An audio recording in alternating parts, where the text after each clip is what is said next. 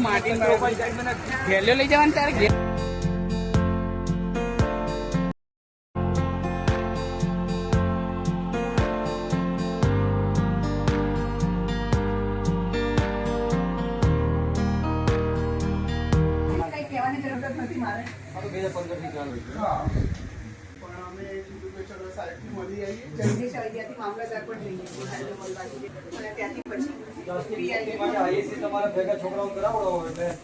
ચોક્કસ.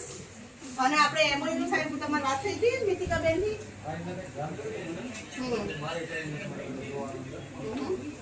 એક મિનિટ સાહેબ, આમથી પોતું લેશો.